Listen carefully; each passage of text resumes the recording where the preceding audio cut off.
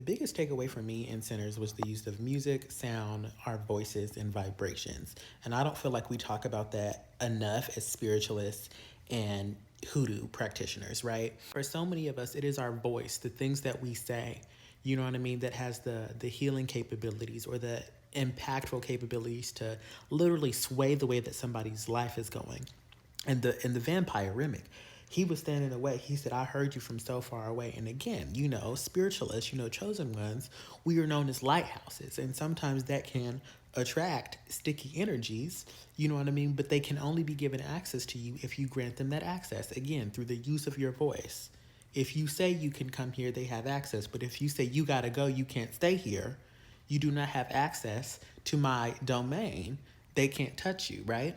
And that's one take in it in the spiritual realm, but in the physical realm, I feel like the music industry knows how music and those chosen with the gift of music and voice and song, how the things that they produce can impact our minds, our spirits, our bodies, our subconscious, our psyches, so on and so forth. Which takes us to Remick and Sammy's father. You know what I mean? We're like, only us individually, we can know how God wants us to use our specific voices, right? Remick wanted to take Sammy's voice and his ability to connect with music and vibration and, to be quite literally like a conjure person for his own gain, as did his daddy. You know what I mean? His daddy wanted him to sing in the church, but neither of those paths were right for Sammy.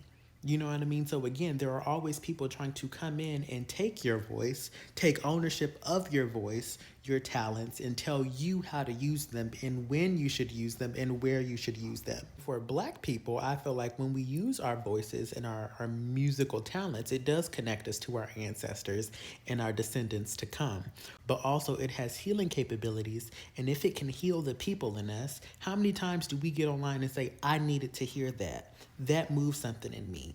We see comments like that online all the time, but I feel like we take things like that for granted. And the beautiful thing about this film for me, and thank you to Ryan Coogler, sincerely, is that I feel like not only is this film healing people, but it's healing our ancestors and it will heal and influence and impact our descendants to come. Ashe. So my biggest takeaway is to be mindful about how you're using your voice and be mindful about the sounds and the vibrations and the music that you're listening to, because the world of impact that they have, they're not just impacting you, they're impacting your ancestors and your descendants.